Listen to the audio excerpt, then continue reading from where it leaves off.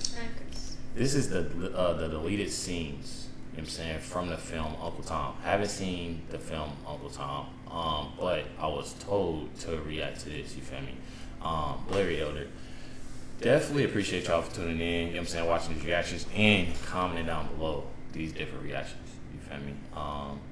This one seems interesting, you know what I'm saying? So we're gonna jump right into it.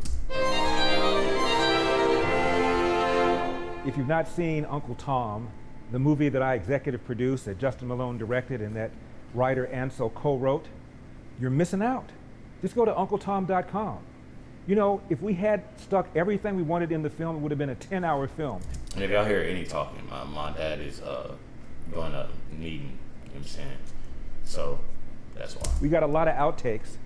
Here's one on the real origins of Uncle Tom. How could you be a black man voting for Trump? Because I'm not led by the nose. I think for myself. You think for yourself? The white man doesn't think for me. The black man doesn't think for me. I don't need Jesse Jackson, Al Sharpton, and the rest of those clowns. So Trump ain't a clown? No, Trump is not a clown. He's a straight house. I think it's condescending to assume that because I'm a black man, I'm supposed to vote for a Democrat. Whether it's coming from the media telling me to do it, or from a politician telling me to do it, or even from another black person to tell me to do it. You can't, on one hand, say that you're against slavery, but then on the other hand, tell me how to vote, what to wear, how to speak, you know what I mean, how to live my life, because black people are supposed to do these things. They're supposed to vote this way. They're supposed to talk this way. They're supposed to walk this way. They're supposed to believe a certain thing, because that's slavery. You can't say that you're against slavery, but then put me in a hypocrite box and tell me that this is how I have to perform. Yeah. You called me a nigger. You called me. No yes, nigger. you did. No, I didn't. You did. No, I didn't. But you can say that. That's his constitutional right. You know anything about the Constitution? House nigga. I didn't call you a nigger. Oh, okay. That's a big difference. You're Uncle Tom. Oh, is that Uncle Tom? To call somebody an Uncle Tom is completely idiotic. Because if you... I didn't got called that before since doing these political videos, but ask me if I give an F. I was gonna say the cuss word, but I'm trying to get better. Right. And Uncle Tom is completely idiotic. Because if you've read Harriet Beecher Stowe's Uncle Tom's Cabin, you'll see that Uncle Tom was actually a very good person.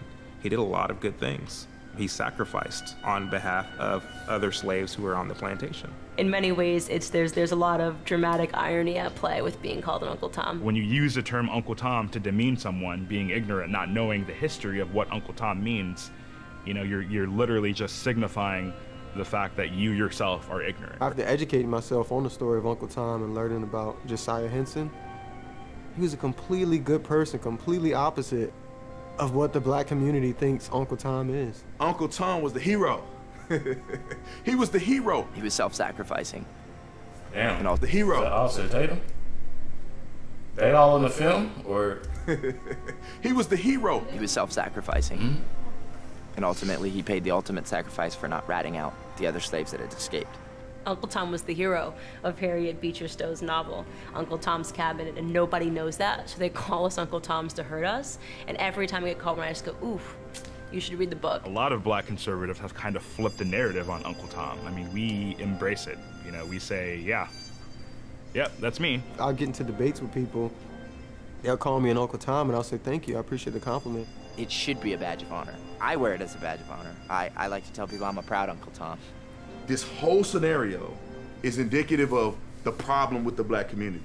The man who's trying to save the black community is demonized, and the one who's damaging and destroying the black community, a lot of people don't even know him. They don't even know the demon in their own communities. But the one who's helping them, they want to throw you away. What they're actually meaning to call someone is a Sambo, which Sambo was the one who was always telling on the other slaves and telling the master where the slaves were hiding. He wanted to see the slaves get caught and the master triumph. Sambo was who they refer to as Uncle Tom, and then they just switch it to Sambo. They don't stop and think to say, oh man, all these years I've been saying, wow, I have been kind of brainwashed to a bit to see it this way, and they don't see that. They just completely move Uncle Tom aside and bring in Sambo, and now you're Sambo. Now, after we develop a vaccine for the coronavirus, Can we develop one for white guilt? I can deal with an honest bigot than I can a patronizing liberal.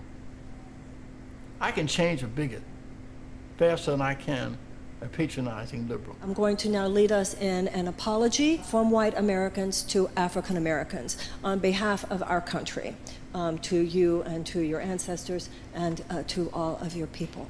So to the African Americans in the room who would wish and be willing to participate in this, please stand up.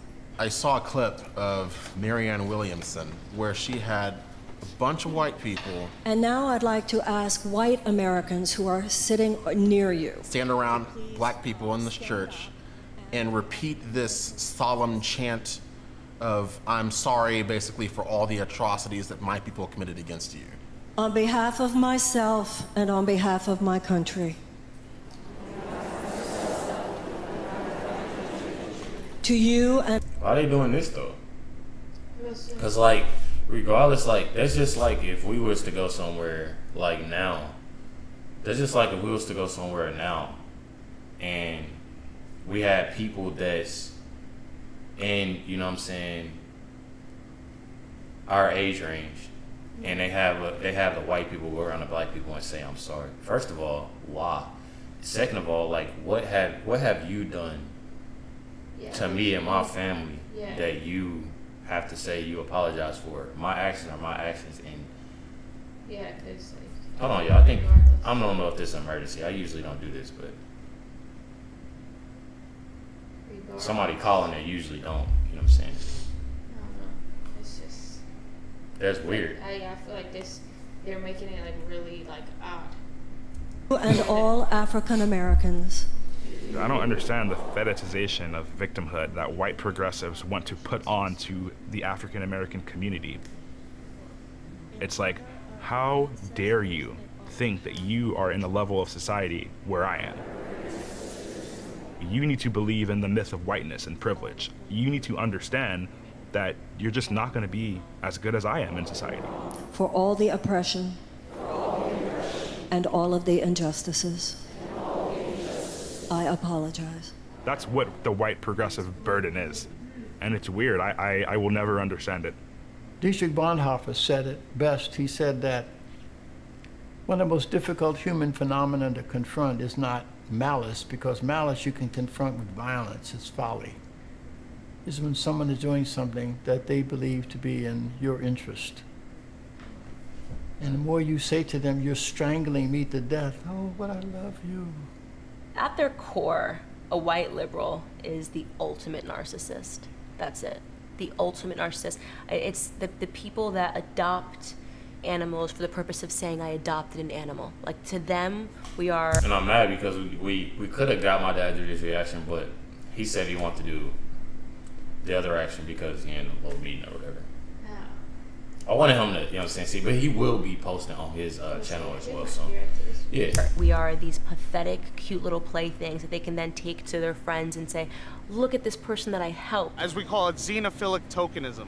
They take on the struggles of others so that they deflect away from talking about actual issues. They want so much to be a good white person and to be perceived as a good white person. And if you want to see if a white progressive is a good white person, put him in the room with a black conservative. See how that conversation goes. The biggest challenge to try to figure out whether a white liberal is genuinely just confused or whether they're a narcissist is simply tell them, no thank you. That's the test that I say that you should do to all white liberals. Say, actually, no, I don't see myself as a victim. Watch how they react. Because if all you're out to do is help black Americans, you come across a black American that says, actually, like, I'm feeling empowered and I feel great, you should be happy. Oh man, I'm so happy to hear that. That's great. That's not how they react. They freak out. They block you. I'm blocked by Alyssa Milano. When someone says that they're progressive, they shouldn't automatically be perceived as caring, non-racist, non-bigoted. Most of my experiences of racialized dialogue in a negative way or in confrontations with white progressives who I guess hate me because they hate racism. Just yesterday, I got a message from a white lady saying that I was a disgrace to my race. It was odd to me that a white woman would declare me a disgrace to my race based on her own stereotypes and preconceived notions of what minorities should think. they sell this idea of tolerance and inclusivity, and we love everyone and everyone is welcomed here. But no, that's not true. We are only welcome there if we believe exactly what you want us to believe. They will act as if for you to rebuff their overtures of sadness or apology is in itself the most despicable crime. It is because the modern white liberal needs you to be a victim. They have weaponized the notion of being a victim, and various minorities have latched onto that, and that has become the identity that they've taken on. What message is so just like when we was talking about the Black Lives Matter thing, like when you had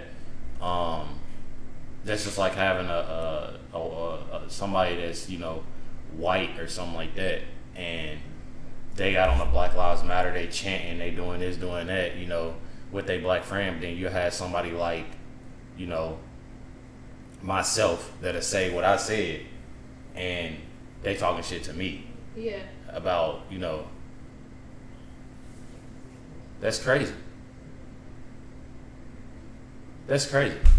Because how I feel about the whole Black Lives Matter, y'all seen on plenty of videos. Go, it's a video, the Candace Owens, she talked about the Black Lives Matter. That video I reacted to. Check that one out. That has become the identity that they've taken on. What message is this sending to these white people that are having to go out in their actual lives or their workplaces or whatever and like deal with black people? The message that is sending to them is that you have to walk on eggshells with this person. This person's going to be a perpetual victim, and I'm going to be so afraid to interact with this person as if they're a human being that I'm just not going to interact at all. And I think that that is the real result of all of the woke, explaining, anti-racist, intersectionality crap. Finally, there was a lot of love for President Donald Trump after these young black Uncle Toms visited the White House. We all American at the end of the day. Shit, the one that's usually in the United States, and you literally like a citizen of the United, you're an American. That's the only way it's going. Yeah, you're an American. I mean, regardless. Uncle Tom visited the White House. Hello. We love our President Trump. Guys. Thank you guys. Yes, we do. USA. USA, that was phenomenal. It was great. Amazing. For illegals. It was great. That was one of the greatest experiences of my life. I would never forget that. It was wonderful, man. It was beautiful. Absolutely. Look at all these Uncle Toms, right? Free-thinking blacks. It was fantastic. It was amazing. It's such an honor to have been able to get there and even see the president in person. It was amazing. That's what I'm trying to do. He told me I was the flyest guy in the room. It was an honor. Thank you. You know, I didn't think I would be here, guy from the streets in the White House. I never would think I'd be one of the first in my family to be invited to the White House as a black man. You know, not too many people can say that amongst black families. You know, so it's good that that actually happened, you know. I made history in my family. Amazing experience, lots of regular Americans getting in there, having an opportunity to share laughs with the President of the United States. It was a great experience. I shook his hand. Awesome. I lost my voice a little bit, so I'm sorry. It was amazing. She had a great time. See the president, see the vice president. Yes, sir. See many black American conservatives. So it was just lit. It was energy. This is this is me and her third time. So every time we go, President Trump, he's like so funny. Third time seeing the president. I only see him on TV. Well, so yeah, I see him on TV. Yeah, I see him in person anywhere. Right. And it's just lit. The energy is amazing every time. Feel warm. Electrifying. Like, I caught chills. As soon as he came in, the way the crowd erupted in there was like. The president said we blew his ears out. Got a chance to listen to all the things that he's done for the black community, and I'm just grateful for this president. I didn't support him the last election, but after seeing what he's done and that speech he gave in there, he's convinced me I'm voting for him in 2020. He made it very clear that he is here to put America first. You know, we have people suffering here, but meanwhile, we're spending so much time and energy devoted towards illegals or people coming to this country unfairly. And, you know, Democrats have made a mess of our inner cities, but he is really trying to root all that mess out and really help people in the ways that are actually effective, rather than the empty lies and promises that Democrats have been giving, but we haven't had any results. People are waking up. People are changing. Humans are naturally conservative because we're humans. You grow up being taught to work hard for what you got. You don't grow up being told you're going to get something because you just want it. You're saying, like, you ain't got to work for it. When I went in the store and I tried to get a Snickers and I ain't had no money for it, Mama smacked my hand, put that Snickers back. You feel me? We can't afford that. You know what I'm saying? But Democrats, they say, hey, we give you everything for free. That ain't reality, because nothing is free because we pay for everything with our taxes. They work for us. It was Donald Trump who woke me up, man. At first, when he was nominated, speaking facts, though. And he was elected, I was not a big fan, but to see the things he's done for the black community, to see things he's done for America in particular, I'm a huge fan now, and he has my support 4 more years, and I'll be... You sound like me. That sound like me, because I'm gonna tell y'all first and foremost, like, I did, growing up and like hearing, like, you know, what others were saying, my father was saying, you know what I'm saying, Trump this, Trump that, you know what I'm saying, Trump racist, he this, he that, and then getting into these videos, I like Trump. I definitely do. Yeah, you know what I'm saying? I feel like it's the social media stuff that gets everybody. It's like, social media, and influenced by your family and friends. Yeah, because then if you actually go there to the White House or whatever and see, for or yourself, if you just simply just do your research and watch videos. Well, yeah, I'm just saying, like, for this, like, yeah, you'll see, like, oh wow, like social media and the fake news and all that is just fake. Done for America in particular. I'm a huge fan now, and he has my support 4 more years, and I'll be voting for Donald J. Trump. See you there. And when he told us, when he asked us, what the hell do we have to lose? I said, that is exactly right. Our schools are horrible. Our communities are horrible. We got to do something about it. We have to do something about it. And he is. But I know with him, we're going to make a big change here in America. I think a lot of African Americans are waking up, and they're coming to the realization that Trump is great for America. Trump has done so many fantastic things, not only for, you know, what you think the white people or the rich people, but for the black people, for the Asian people, for the Latino people, for everyone. That's a good thing, though. You know what I'm saying? For him to be that young and noticing what's going on. At an early age. Yeah, but you think the white people or the rich people, but for the black people, for the Asian people, for the Latino people, for everyone. He has done something amazing, and he will keep doing things amazing. And when he is elected in 2020, he will continue to make this country better than it was before. It's easy to get excited about our president who is putting your needs first. And that's too often something that we don't hear from the mainstream media, is the way he's trying to help America be the best that it can be. So it was fantastic to be there and, you know, just basically tell him thank you for standing up for us, because we know that he takes a lot of hits from the media for us, and we're so happy to support him. You gotta love this man, man. He brings togetherness, man, and that's what it's about. Unity as Americans, America first, man. The media wants people to think that, you know, the black community hates Donald Trump, but that's not necessarily true. This event is proof, and I know you can say it's a small fraction of, you know, the black population, but they have family members and other people, friends who weren't able to come here, that they're ecstatic that they're here. I don't think they're gonna show this because they want to like that, oh, Trump is racist. They're not gonna show this because that's not a part of their narrative. They're gonna want to ignore it and hope it goes away. That's how they deal with like an inconvenient a fact.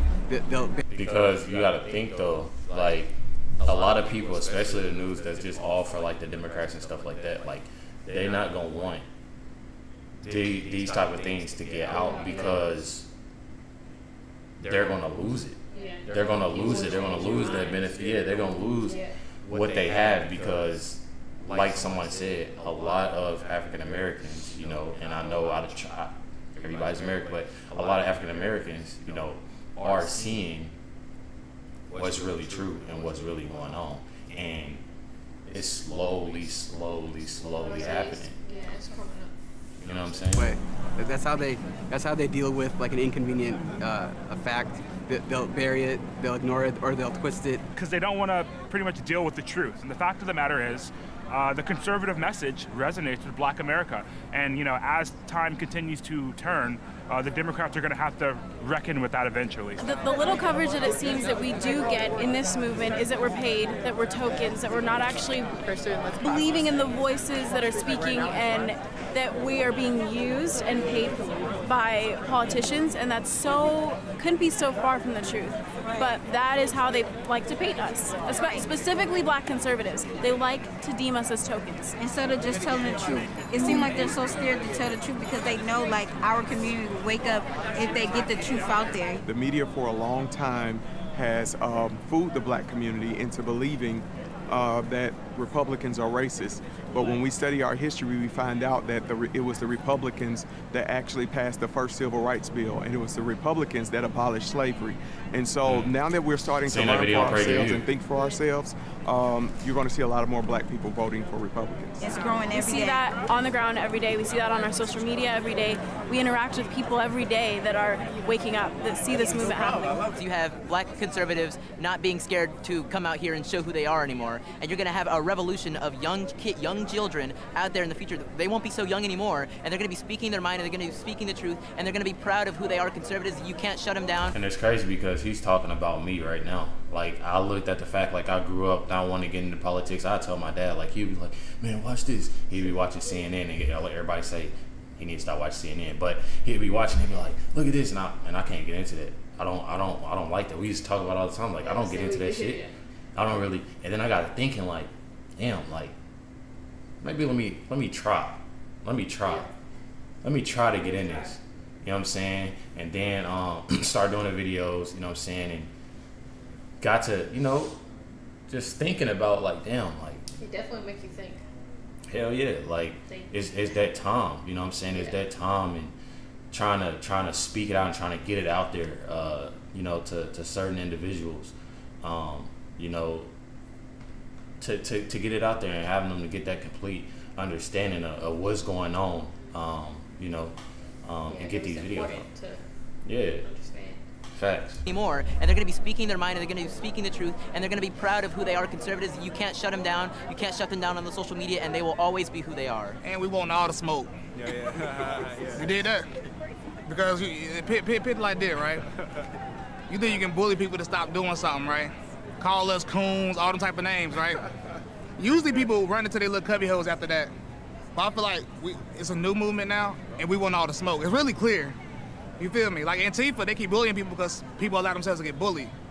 But see, the difference is we want all the smoke. Yep. You know what I'm saying? People tell me not to wear the MAGA hat, so I bought the biggest MAGA hat. Then I bought a bigger one. So next time somebody say something to me, duh, common sense, a bigger one. It's simple math, really, when you put it all together. So I feel like we started a new movement, and it's a revolution, and we want all the smoke. That's my message, period. To see Uncle Tom, just go to UncleTom.com. It's going to be far more widely available soon on places like Amazon Prime, so stay tuned. I'm Larry Elder. And definitely enjoyed this video. It gave me a lot of insight on like what's really going on, and seeing this video just made me happy that, you know, obviously I seen like other, you know, and I don't want to divide or not like that, but like other black, you know, African American that are supporting Trump, and they're supporting, you know, things that shouldn't really be, you know, supported. And I feel like that's important, that you know that you're not, you know what I'm saying, alone. Like, it's so many people that would comment. I told y'all would comment bad shit, or like, I told y'all I wasn't supposed to cuss. Comment bad stuff, or, you know, just different things, comment bad stuff, unsubscribing, you know, sending Instagram messages saying that they gonna unsubscribe because they don't like what I'm doing, or they don't like this, or they don't like that, rather than like just telling me, like my dad, he's never been like, oh, well, I don't like you, I don't love you no more just because you doing these videos, you doing that. Whatever my dad has, and whatever, you know what I'm saying, he is, being a Democrat, you know, that's him, and he respects me. And although he tries to let me know things like, you know what I'm saying, don't, you know what I'm saying, you shouldn't do this, or you shouldn't listen to this news, or you shouldn't, but it gives me more so insight, you know what I'm saying, like of what, you know what I'm saying, he's basically telling me to just, you know, watch everything and do research on everything, which is, you know what I'm saying, understandable. Whatever my decision is, whatever my opinion is, that's, you know what I'm saying, what I get from a person like him, rather than having other individuals, family, friends, or subscribers, you know, viewers, fans that literally tell me, oh, well, I'm subscribing, I don't like you anymore. Somebody literally just said that I did like you guys. I'm like, damn, like you don't like us no more because of the choice that we make. Like it shouldn't be that. Rather than you just telling me like, oh, you should check this video out. I'm a Democrat, check this video out and let me know you know what I'm saying? That's better rather than talking about rather than talking about you don't like us no more, because that's bullshit. Yeah. But definitely appreciate everybody tuning in and watching this reaction. Much love to everybody. Definitely appreciate y'all for tuning in and watching these reactions. Catch y'all next one.